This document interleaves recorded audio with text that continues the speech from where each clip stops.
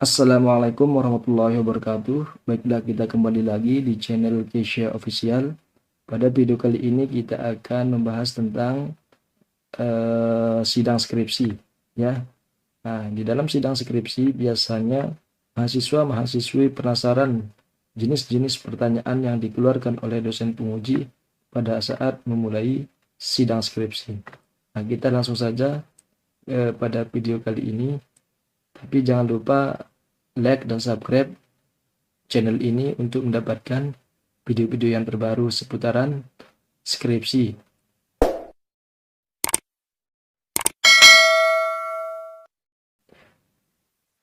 Baiklah, kita langsung saja. Di sini ada contoh tesis. Ini tesis saya dulu pada saat kuliah pada program magister. Ya, di sini dengan judul pengaruh norma subjektif, kinerja aparatur pemerintah, kejelasan sasaran anggaran dan prososial behavior terhadap transparansi dan akuntabilitas keuangan desa di Lombok Timur. Nah, biasanya kalau judul seperti ini, dosen mempertanyakan apa sih motivasi Anda untuk mengangkat judul seperti ini? Apa alasan Anda untuk mengangkat judul ini? Apakah ada banyak masalah-masalah yang ada di pemerintah desa sehingga lahirlah judul seperti ini? Nah, begitulah model-model sedikit pertanyaan dosen penguji. Ya, Anda bisa jawab pertanyaannya. Nah, yang kedua kita beralih ke pendahuluan, yaitu di latar belakang. Di dalam latar belakang, biasanya ada beberapa pertanyaan yang dikeluarkan oleh dosen penguji. Yang pertama, masalah latar belakang antara umum ke khusus. Apakah kita pertamanya menggunakan umum lalu kekhususkan, mentajamkan latar belakang kita. Nah, biasanya dosen mempertanyakan riset gap, kebaharuan penelitian kita, originalitas penelitian kita. Apa sih kebaharuan penelitian Anda dengan penelitian-penelitian terdahulu? Apa sih keunikan penelitian kita ini dibandingkan penelitian-penelitian terdahulu? Bisa kita jelaskan originalitas ataupun kebaharuan penelitian kita. Nah, yang kedua juga masalah rumusan masalah, ya. Rumusan masalah ini ada di sini, saya mengangkat rumusan masalah ada 9-nya. Nah, karena variabel Y-nya 2, Y1 dan Y2, yaitu transparansi dan akuntabilitas. Nah, kenapa? Apakah kita menghubungkan antara Y1 juga dengan Y2?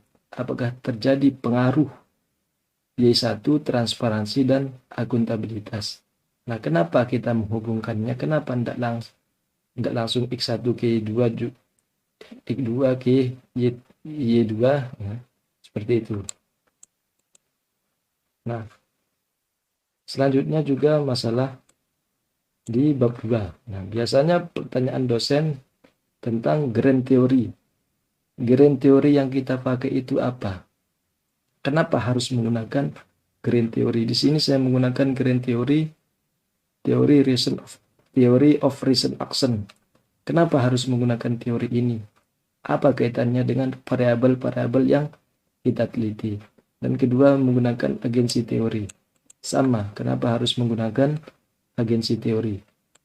Nah, selanjutnya di sini masalah rangka konseptual.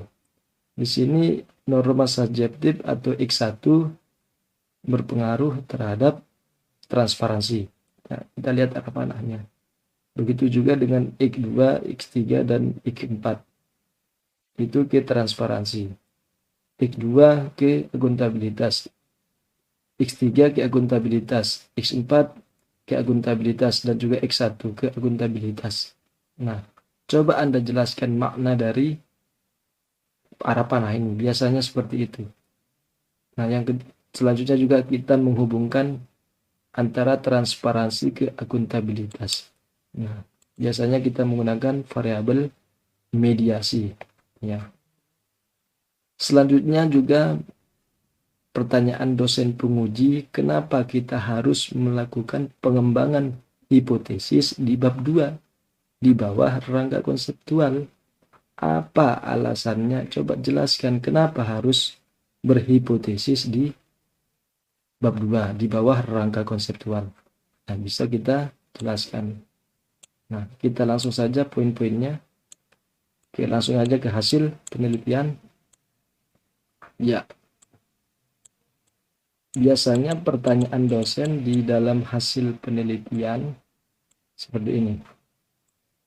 Ya, kita langsung ke hipotesis ya. Nah, hipotesis di sini menjelaskan bahwa norma subjektif tidak berpengaruh dan tidak signifikan terhadap akuntabilitas ya. Di sini saya menggunakan uji hipotesis model 2 karena Y2-nya variabel independennya 2, Y1 dan Y2. Berarti kita melakukan pengujian 2 kali karena kita menggunakan SPSS ya. Nah, norma subjektif tidak berpengaruh dan tidak signifikan terhadap akuntabilitas karena T hitung lebih kecil daripada T tabel. Nah, sehingga maknanya ini apa? Apa maknanya sehingga tidak berpengaruh dan tidak signifikan? Coba Anda jelaskan. Biasanya pertanyaan dosen penguji seperti ini. Begitu juga dengan kinerja aparatur pemerintah desa tidak berpengaruh dan tidak signifikan. Maknanya ini apa? Apakah penelitian Anda ini mendukung teori? Apakah sejalan dengan teori?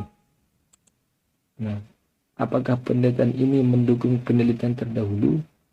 Ataukah tidak sejalan dengan penelitian terdahulu?